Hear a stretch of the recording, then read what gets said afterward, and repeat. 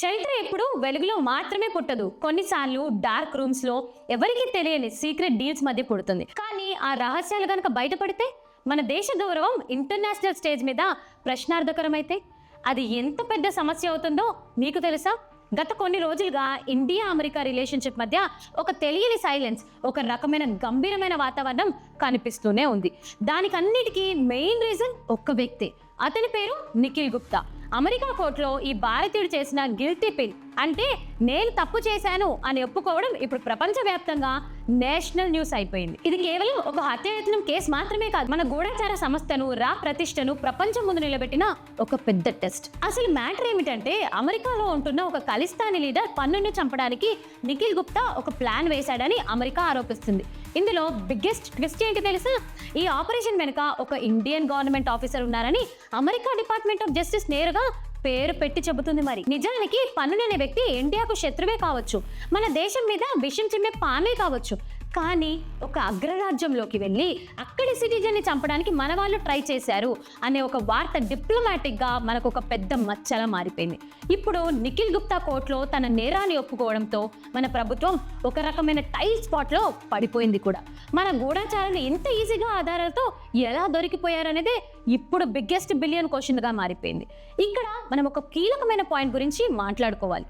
అదే trade leverage. India America మధ్య ఏటా సుమారు 120 బిలియన్ బిజినెస్ జరుగుతుంది. మన దేశానికి అమెరికానే బిగ్గెస్ట్ ఎగుమతి మార్కెట్. కానీ ఇప్పుడే అస్సలు డౌట్ మొదలైంది. అమెరికా ఈ మధ్య మన మీద అనవసరమైన టారిఫ్స్ వేస్తుంది. కొన్ని ట్రేడ్ డీల్స్ విషయంలో మనకి అస్సలు నచ్చని కండిషన్స్ పెడుతుంది. ఇప్పుడు అందరిలో ఉన్న మెయిన్ డౌట్ ఇదే, ఈ పన్ను కేసు అడ్డం పెట్టుకొని అమెరికా మనల్ని బ్లాక్మెయిల్ చేస్తుందా? మీ గూఢచారులు దొరికిపోయారు కదా, ఇప్పుడు మేము చెప్పినట్టు వినండి అని మనల్ని లొంగ తీసుకుంటుందా? రష్యా దగ్గర ఆయిల్ కొనొద్దని కానీ, లేక మన అగ్రికల్చర్ సెక్టార్ను అమెరికా కంపెనీలకు తెచ్చి ఇవ్వాలని కానీ మనపై ప్రెషర్ పెడుతుందా? ఇవన్నీ ప్రశ్నలుగానే మిగిలిపోయాయి. ఇండియా ఇప్పుడు ప్రపంచంలో ఒక ఎమర్జింగ్ సూపర్ పవర్. మనం ఒక విశ్వ గురువుగా ఎదగాలని చూస్తున్నాం. కానీ ఇలాంటి వివాదాలు మనల్ని వెనక్కి లాగుతున్నాయి. గతంలో కెనడాలో గొడవ జరిగింది, ఇప్పుడు అమెరికాతో గొడవ జరిగింది. మన గూఢచారాలు దేశం కోసం ప్రాణాలు ఇచ్చేవాళ్ళే, అందులో డౌటే లేదు. కానీ ఇంత ఎమ్మెచ్యూర్గా ఆధారాలు వదిలేసి దొరికిపోవడం మన వ్యవస్థల లోపాలు చూపిస్తున్నాయి, లేక వాళ్ళు ఓవర్ కాన్ఫిడెన్స్ తప్పు చేస్తున్నారా? ఇవన్నీ ఒక ప్రశ్నగానే మిగిలిపోతున్నాయి. చూసారుగా, ఇది కేవలం ఒక క్రైమ్ స్టోరీ కాదు, మన దేశ గౌరవానికి సంబంధించిన ఇష్యూ. అమెరికా మనల్ని నిజంగా లొంగ తీసుకోవాలని చూస్తుందా, లేక మన వాళ్ళు ప్లాన్ చేయడంలో ఫెయిల్ అయిపోయారా అనేది టైమే చెప్పాలి. ఇప్పుడు మనం ఈ స్టోరీలో అత్యంత కీలకమైన ప్లాట్లోకి వస్తున్నాం. మే 2023 ఢిల్లీలో పవర్ కారిడార్లో ఒక రహస్య ప్లాన్ మొదలైంది. వికాస్ యాదవ్, ఒక ఇంటెలిజెన్స్ ఆఫీసర్, ఈయన నిఖిల్ గుప్తా అనే వ్యక్తిని కాంటాక్ట్ చేశారు. నిఖిల్ గుప్తా బ్యాక్గ్రౌండ్ ఏమిటంటే, ఈయనకు ఇంటర్నేషనల్ లెవెల్లో డ్రగ్స్ మరియు వెపన్స్ డీలింగ్స్ ఉన్నాయని ఆరోపణలు వస్తున్నాయి. వికాస్ యాదవ్ నిఖిల్ గుప్తాకు ఇచ్చిన టాస్క్ ఏమిటంటే టార్గెట్ సింగ్ పనుల్. ఈ పనుల్ అనే వ్యక్తి అమెరికాలో ఉంటూ ఇండియాకి వ్యతిరేకంగా ఖలిస్తానీ మూవ్మెంట్ని నడుపుతున్నాడు. అయితే ఇక్కడే ఒక పెద్ద క్వశ్చన్ వస్తుంది, ఇంత పెద్ద ఆపరేషన్ కోసం ఒక ప్రొఫెషనల్ టీం కాకుండా నిఖిల్ గుప్తా లాంటి వాళ్ళని ఎందుకు ఎంచుకున్నారు? బహుశా మన వాళ్ళు అండర్ వరల్డ్ నెట్వర్క్ వాడితే గవర్నమెంట్కి ఎలాంటి సంబంధం ఉండదని ప్లాన్ చేసి ఉండవచ్చు. మరి వాళ్ళకే తెలియాలి. ఈ ప్లాన్ రివర్స్ కొట్టిద్దని వాళ్ళు ఊహించుండరు. నిఖిల్ గుప్తా రంగంలోకి దిగారు. పనులను ఫినిష్ చేయడానికి ఒక హిట్ మ్యాన్ కోసం వెతకడం కూడా స్టార్ట్ చేసేశారు. ఇక్కడే ఈ స్టోరీలో బిగ్గెస్ట్ ట్విస్ట్ ఉంది. నిఖిల్ గుప్తా ఎవరినైతే కాంట్రాక్ట్ కిల్లర్ అనుకొని కలిశారో అతను నిజానికి డ్రగ్ ఎన్ఫోర్స్మెంట్ అడ్మినిస్ట్రేటర్ ఇన్ఫార్మర్. అంతేకాదు, ఆ ఇన్ఫార్మర్ నిఖిల్ గుప్తాను ఒక షూటర్కి ఇంట్రడ్యూస్ చేస్తాడు. ఆ షూటర్ ఎవరో కాదు, అమెరికా ఏజెంటే. అంటే నిఖిల్ గుప్తా ప్రతి అడుగు ప్రతి మాట అమెరికా ఇంటెలిజెన్స్కి ముందే తెలిసిపోతుంది. వాళ్ళు ఎర వేశారు, మన వాళ్ళు వెళ్ళి ఆ ఎరలో చిక్కుకున్నారు. ఇది సినిమాలో చూస్తూ ఉంటాం కదా, కానీ ఇది రియల్ లైఫ్లో జరిగిన విషయం గురించే మాట్లాడుతున్నాను. ఇక్కడ మనం అనలైజ్ చేయాల్సింది ఏమిటో తెలుసా? The immature blunder. అంటే చాలా చిన్న పిల్లల తరహా చేసినట్టు తప్పులు ఆ గూఢచార వ్యవస్థలో ఆపరేషన్ చేస్తున్నప్పుడు కొన్ని స్టాండర్డ్ ప్రోటోకాల్స్ ఉండకుండా వాళ్ళు చేయడం జరిగింది. కానీ ఈ కేసులో ఆ ప్రోటోకాల్స్ అన్నీ గాలికి వదిలేశారు. మరి ఏం చేద్దాం అనుకున్నారో వాళ్ళకే తెలియాలి. నమ్మలేకపోతున్నారా? అమెరికా కోర్టులో సబ్మిట్ చేసిన ఆధారాల ప్రకారం వికాస్ యాదవ్ తన ఫోన్ నుండి వాట్సాప్ మెసేజ్లు పంపించారు. అంతేకాదు, అంతటితో ఆగలేదు. ఆయన యూనిఫామ్లో ఉన్న ఫోటోలు కూడా నిఖిల్ గుప్తాకు షేర్ చేశారంట. అత్యంత షాకింగ్ విషయం ఏమిటో తెలుసా? కెనడాలో నిజ్జర్ హత్య జరిగినప్పుడు ఆ డెడ్ బాడీ వీడియోని నిఖిల్ గుప్తాకు పంపి ఇదే శాంపుల్, ఇప్పుడు పన్నుల వంతు నీ పైన డిపెండ్ అయ్యింది అన్నట్టు మెసేజ్ చేశారంట. ఇవన్నీ అమెరికా ఏజెన్సీ రికార్డ్ చేస్తాయని మన వాళ్ళు ఊహించలేకపోయారు. అంతే, ఇంత ఇమ్మెచ్యూర్గా ఈ వ్యవస్థ ఎలా దొరికిపోయింది? ఇది ఓవర్ కాన్ఫిడెన్సా లేక నిర్లక్ష్యమా? అసలు ఏమనుకుని ఇది మొదలు పెట్టారు? ఇంకొకటి తెలుసా, షూటర్కి అడ్వాన్స్గా $15,000 ఇచ్చారంట. ఈ మనీని ఏదో హవాలా ద్వారా కాకుండా చాలా ఈజీగా ట్రేస్ చేసేలా పంపడం ఏంటో ఎవ్వరికీ అర్థం కావడం లేదు. ఒక గూఢాచారి వ్యవస్థ మనీ ట్రాన్స్ఫర్ చేసేటప్పుడు వందల జాగ్రత్తలు తీసుకుంటుంది, కానీ ఇక్కడ మాత్రం ప్రతిదీ చాలా ఓపెన్గా జరిగిపోయింది. అందుకే అమెరికాను మనల్ని పట్టుకోవడం చాలా ఈజీ అయిపోయింది. వాళ్ళ దగ్గర చాట్స్ ఉన్నాయి, ఫోటోలు ఉన్నాయి, వీడియోలు ఉన్నాయి, ఇప్పుడు మన ట్రయల్ కూడా ఉంది. ఇక్కడ మనం ఆలోచించాల్సిన విషయం ఏమిటంటే ఒకటి, ఒకప్పుడు మన రా అంటే ప్రపంచం మొత్తం భయపడేది. కానీ ఈ పన్నున్ కేసు వల్ల గూఢాచారి వ్యవస్థ ఒక నవ్వుల పాలు అయ్యే స్థితికి జారిపోయింది. ఎక్కడో ఏదో పెద్ద తప్పు జరుగుతుంది. మరి దీనికి బాధ్యులు ఎవరు? కేవలం ఒక వికాస్ యాదవ్ మాత్రమేనా, లేక ఆయన వెనక ఉన్న పెద్ద తలకాయలు కూడా ఉన్నాయా? ఈ ఆపరేషన్ ఫెయిల్యూర్ మన దేశ గౌరవాన్ని ఎంతవరకు దెబ్బతీస్తుంది తెలుసా? అమెరికా దీనిని అడ్డం పెట్టుకొని మనల్ని ఇంకెంత ప్రెజర్ చేయబోతుంది? సెప్టెంబర్ 2023లో ఒకరోజు సడన్ గా కెనడా ప్రధాని ట్రూడర్ తన పార్లమెంట్లో నిలబడి ఒక బాంబు లాంటి వార్త చెప్పారు. అదేంటో తెలుసా? కెనడా సిటిజన్ అయిన హర్దీప్ సింగ్ నిజ్వార్ హత్య వెనుక భారత్ ప్రభుత్వ ఏజెంట్ హస్తం ఉంది అని ఆయన డైరెక్ట్గా ఆరోపించారు. అప్పట్లో మనమేమన్నాము? అది అసాధారణము, అది అసలు జరగని విషయం, అంతా అబద్ధం అని కొట్టివేశాం. మన మీడియాలు కూడా ట్రూడర్కి పిచ్చి పట్టిందని స్టేట్మెంట్లు రాశాం. కానీ ఇప్పుడు అమెరికా బయటపెట్టిన ఆధారాలు చూస్తుంటే ట్రూడర్ గాలిలో మాటలు చెప్పలేదని అర్థమవుతుంది. ఆయన వెనక 5 ఇంటెలిజెన్సీస్ ఉన్నాయి. ఒకటి America, UK, Canada, Australia, New Zealand దేశాల గూఢాచారుల కమిటీ, ఇవన్నీ సపోర్ట్ ఉంది.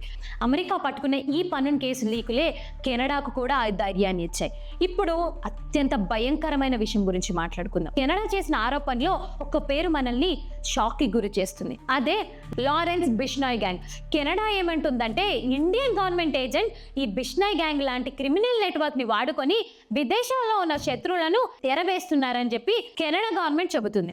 ఒక్కసారి ఆలోచించండి, మన దేశంలో ఎంతో మందిని పొట్టన పెట్టుకున్న ఆ గ్యాంగ్స్టర్ తో మన వ్యవస్థ సంబంధాలు ఉన్నాయని ఒక విదేశీ ప్రభుత్వం ఆరోపించడం అంటే అది మన దేశానికి ఎంత అవమానంగా ఉంటుందో.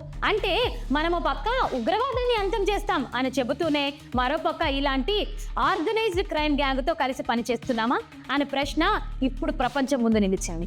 ఇక్కడ ఒక పెద్ద లాజిక్ క్వశ్చన్ ఉంది. దేశ రక్షణ కోసం నేరగాలను వాడుకోవడం సరైనదేనా?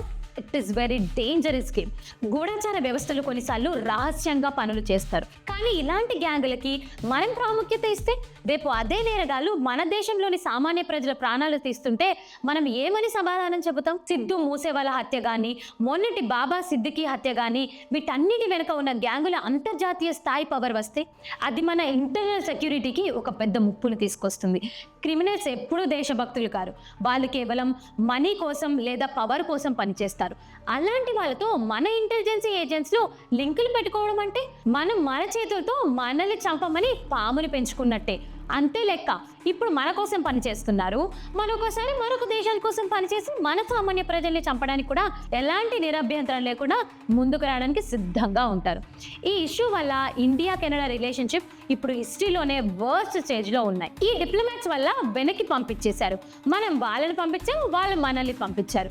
దీనివల్ల నష్టపోయేది ఎవరు? అక్కడ చదువుకుంటున్న వేలాది మంది ఇండియన్ స్టూడెంట్స్, ఇక్కడ బిజినెస్ చేస్తున్న వేలాది మంది కెనడా పీపుల్. మనం ఎంతసేపు మేము గట్టిగా సమాధానం ఇచ్చాం అని గొప్పలు చెప్పుకుంటున్నాం, కానీ గ్రౌండ్ లెవెల్లో మన ఇంటర్నేషనల్ రెప్యుటేషన్ దెబ్బతింటుందని ఒక్కసారి కూడా ఆలోచించట్లేదు. అమెరికా, కెనడా వంటి దేశాలు మనల్ని ఒక బాధ్యతావంతమైన దేశం కాకుండా ఒక హిట్ స్వాట్స్ నడిపే దేశంలా చూస్తున్నాయి. ఇది మన సాఫ్ట్ పవర్కి ఒక పెద్ద డ్యామేజ్గా నిలిచింది. సో ఇక్కడ పాయింట్ ఏమిటంటే పన్నున్ లేదా నిజర్ లాంటి వాళ్ళు దేశద్రోహులే కావచ్చు, అందులో డౌటే లేదు. కానీ వాళ్ళను డీల్ చేస్తున్నప్పుడు మనం అనుసరించాల్సిన పద్ధతులు మన దేశ గౌరవాన్ని పెంచేలా ఉండాలి, కానీ ఇలా గ్యాంగ్స్టర్లతో లింకులు పెట్టుకొని దొరికిపోయేలా ఉండకూడదు. రేపు మన దేశంలో ఆ గ్యాంగ్స్టర్లు గన్నులు పట్టుకొని తిరుగుతుంటే మనం అప్పట్లో వాడిని వాడుకున్నాం కదా అని గవర్నమెంట్ ఊరుకుంటుందా? ఆలోచించండి. ఇప్పుడు అమెరికా ఈ పన్నున్ కేసును మన దేశాన్ని బ్లాక్మెయిల్ చేయడానికి వాడుకుంటుందా? అంటే మీ అధికారులు దొరికిపోయిన సాక్ష్యాలు మా దగ్గర ఉన్నాయి, ఒకవేళ మేము గనక పెద్దల పేర్లు బయట పెడితే మీ పరువు పోతుంది, కాబట్టి మేము చెప్పినట్టు వినండి అని అమెరికా మనల్ని ఫోర్స్ చేస్తుందా?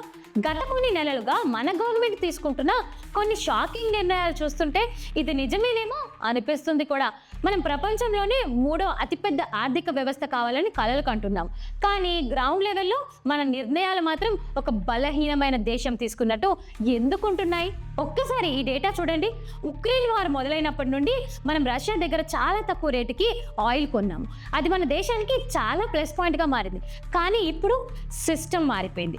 అమెరికా ప్రెషర్ వల్ల మన రష్యా దగ్గర ఆయిల్ కొనడం తగ్గించేసాం. మనకి లాభం వచ్చే చోట కాకుండా అమెరికాకు కోపం రాకుండా ఉండడం కోసం మనం ఎక్కువ రేటు పెట్టి వేరే దేశాల దగ్గర ఆయిల్ కొంటున్నాం. ఇది మన దేశ ఎకనామిక్ దెబ్బ కాదా? ఇక చార్బర్ పోర్ట్ విషయం మాట్లాడుకుంటే ఇది మనకు స్ట్రాటజిక్గా చాలా ఇంపార్టెంట్. కానీ అమెరికా మేము ఆక్షన్స్ వేస్తాం అని అనగానే మనం వెనక్కి తగ్గాం. ఒకప్పుడు మనం ఎవ్వరికి భయపడకుండా మన నిర్ణయాలు మనం తీసుకునేవాళ్ళం. మరి ఇప్పుడేమైంది?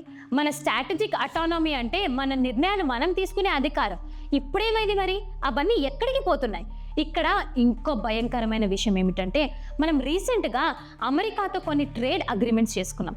బంగ్లాదేశ్ లేదా వియత్నాం లాంటి చిన్న చిన్న దేశాలు కూడా అమెరికాతో మంచి డీల్నే కుదుర్చుకున్నాయి. కానీ ఇండియా మాత్రం వాళ్ళకంటే దారుణమైన కండిషన్లో ఒప్పుకోవడం జరిగింది. మన అగ్రికల్చర్ మార్కెట్ అమెరికా కంపెనీల కోసం ఓపెన్ చేస్తున్నాం. అంటే రేపు మన దేశంలో పండే పంటల కంటే అమెరికా నుంచి వచ్చే ఉత్పత్తులకే ఎక్కువ ఇంపార్టెన్స్ ఉంటుందా? మన రైతుల పరిస్థితి ఏంటి? 18% టారిఫ్స్ విధిస్తున్నా మనం నోరు మెదపకుండా సంతకాలు చేస్తున్నామంటే దీని వెనుక ఏదో బలమైన ప్రెషర్ ఉంది అనేది స్పష్టంగా కనిపిస్తుంది. ఈ కేసులో నిఖిల్ గుప్తా తన తప్పును ఒప్పుకున్నాడు. అమెరికా తన ఇన్వెస్టిగేషన్లో ఇప్పటికే మన రా ఆఫీసర్ పేరు బయట పెట్టేసింది. అంతటితో ఆగకుండా ఈ విషయం మన క్యాబినెట్ సెక్రటేరియట్కి, పిఎంఏలో పెద్దలకు తెలుసు అనే కోణాల్లో కూడా అమెరికా దగ్గర ఆధారాలు ఉండవచ్చు. అమెరికా తన దగ్గర ఉన్న రహస్య ఫైళ్లను బయటకు తీస్తే భారత్ ప్రతిష్ట ప్రపంచ వ్యాప్తంగా దెబ్బతింటుంది. ఈ భయంతో మన ప్రభుత్వం అమెరికా అడిగిన వాటికన్నిటికీ ఎస్ అంటుందేమో. దేశ గౌరవం కంటే ఒక వ్యక్తి లేదా పార్టీ ప్రతిష్టే మనకు ముఖ్యమా?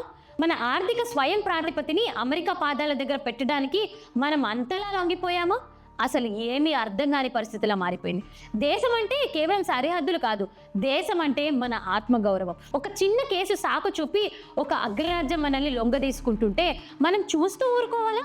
మనల్ని పాలించే వాళ్ళకు దేశ ప్రయోజనాల కంటే రాజకీయ ప్రయోజనాలు ముఖ్యమైతే దానికంటే దారుణం ఇంకొకటి ఉండదు. మరి మీరేమనుకుంటున్నారు? ఇండియా నిజంగా అమెరికాకి లొంగిపోతుందా? ఈ ట్రేడ్ డీల్స్ వెనక పన్నుల కేసు ఒత్తిడి ఉందనుకుంటున్నారా? మన దేశ భవిష్యత్తు కోసం మనం మాట్లాడాలి. గూఢచారి సంస్థలంటే కేవలం ఇన్ఫర్మేషన్ సేకరించడం కాదు, అవసరమైతే దేశ శత్రువులను వేటాడడం కూడా. ఇజ్రాయెల్ యొక్క ఇంటెలిజెన్స్, అమెరికా యొక్క CIA ఇలాంటి ఆపరేషన్లు ఎన్నో చేశాయి. కానీ వాళ్లకు ఇప్పుడు మనకి జరిగిన దానికి ఒక బిగ్ డిఫరెన్స్ ఉంది. అదే ప్రెసిషన్, ప్రొఫెషనలిజం. వాళ్ళు ఆపరేషన్ చేశాక ప్రపంచం ముందు ఎప్పుడూ సాక్ష్యాధారాలతో దొరికిపోలేదు. ఒకవేళ ఏజెంట్ దొరికినా ఆ దేశ ప్రతిష్ట కోసం మచ్చ రాకుండా వాళ్ళు మాకు సంబంధం లేదు అనే స్థాయి మెయింటైన్ చేస్తారు. కానీ మన దేశం విషయంలో వాట్సాప్లో చాట్లు చేస్తాము, మనీ ట్రాన్స్ఫర్లు చేస్తాము, ఆఖరికి యూనిఫామ్లో ఉండి కూడా ఫోటోలు సాక్ష్యాలుగా బయట పెడుతున్నాము. దీనివల్ల ఇంటర్నేషనల్ స్టేజ్ల మీద భారత్ యొక్క బాధ్యతాకరమైన దేశంలా కాకుండా ఒక నేరస్థ దేశంలా కనిపించే ప్రమాదం ఏర్పడుతుంది. అనిల్ అనే వ్యక్తి ఇండియాకి శత్రువే, అందులో ఎలాంటి సందేశం లేదు. అతను చేసే వీడియోలు, ఇచ్చే స్టేట్మెంట్లు మన దేశానికి శాంతి భంగం కలిగించేవే. కానీ అతన్ని అంతం చేయడానికి మనం ఎంచుకున్న ఈ మార్గం నిజంగా మన దేశ గౌరవాన్ని పెంచిందా లేక తగ్గించిందా? ఒక్కసారి ఆలోచించండి. ఒక అగ్రరాజ్యంగా ఎదుగుతున్న ఇండియా ఒక చిన్న విషయం కోసం ఇంత పెద్ద రిస్క్ తీసుకోవాలా? అది కూడా ఇలాంటి దారుణమైన పొరపాటు చేసి దొరికిపోవాలా? పన్నులు లాంటి వాళ్ళని డిప్లొమాటిక్గా ఎదుర్కోవాల్సింది పోయి ఇలాంటి కవర్ట్ ఆపరేషన్స్ దొరికిపోవడం వల్ల మనం అతన్ని ఒక విలన్లా కాకుండా ఒక విక్టిమ్లా మార్చేసాం. ఇప్పుడు ప్రపంచం అతన్ని తప్పు పట్టడం మానేసి మన వైపు వేలెత్తి చూపిస్తుంది. ఈ ఇన్సిడెంట్ నుండి మన వ్యవస్థ నేర్చుకోవాల్సింది చాలా ఉంది. గూఢచార వ్యవస్థలు అంటే కేవలం బలం ప్రయోగించడం కాదు, తెలివితేటలు ప్రదర్శించడం కూడా అనేది కూడా మనం గుర్తుంచుకోవాలి. మన దేశ రక్షణ కోసం పనిచేసే సంస్థలు రాజకీయ ప్రయోజనాల కోసం వాడుకుంటున్నామా? మన దేశ రక్షణ కోసం పనిచేసే సంస్థలను రాజకీయ ప్రయోజనాల కోసం వాడుకుంటున్నామా? లేక మనం వాళ్ళకి సరైన ట్రైనింగే ఇవ్వడం లేదా అనే ప్రశ్నలు అనేకుల దగ్గర నుంచి వస్తూనే ఉన్నాయి. ఒకవైపు మనం సాఫ్ట్ పవర్ గురించి మాట్లాడుకుంటాం, అహింసో పరమో ధర్మ అని చెబుతూ ఉంటాం. కానీ మరోవైపు ఇలా దొరికిపోవడం వల్ల మన మాటలకు విలువ లేకుండా పోతుంది. మన ఇంటెలిజెన్స్ ఏజెన్సీలు మళ్ళీ తమ పూర వైభవాన్ని సంపాదించుకోవాలి. అవి దొరకనంత వరకు గూఢాచారాలు దొరికితే మాత్రం దేశానికి తలవంపులు తెచ్చే సాక్ష్యాలుగా మిగిలపడతాయి. ఒక్కసారి ఆలోచించండి, మన దేశం విశ్వగురువు కావాలి, కానీ అది అమెరికా దగ్గర బలహీనమైన బేరసారాలు చేసేది కాదు. అది నైతికతలో కూడిన బలంతో రావాలి. ఒక పన్ను కేసులో సాక్ష్యాలు బయట పెడతారనే భయంతో మన ఆర్థిక ప్రయోజనాలు, మన రైతుల కష్టాలను అమెరికా పాదాల దగ్గర పెట్టడం విశ్వగురు లక్షణమే కాదు. మనం గౌరవంగా తలెత్తుకోవాలి అని అంటే మన నిర్ణయాలు స్వతంత్రంగా ఉండాలి. ఏ దేశం కూడా మనల్ని బ్లాక్మెయిల్ చేసే స్థాయికి మనం వెళ్ళకూడదు. ఈ పన్ను కేసు మనకు ఒక పెద్ద మేల్కొలుపు. మన వ్యవస్థలో లోపాలను సరిదిద్దుకోవడానికి ఇది ఒక అవకాశంగా మారింది. అప్పుడే ఏ భారతీయుడి తల అంతర్జాతీయ వేదికపై తల వంచకుండా ఉంటుంది. ఈ వీడియో ద్వారా మనం ఒక విషయాన్ని అర్థం చేసుకోవాలి.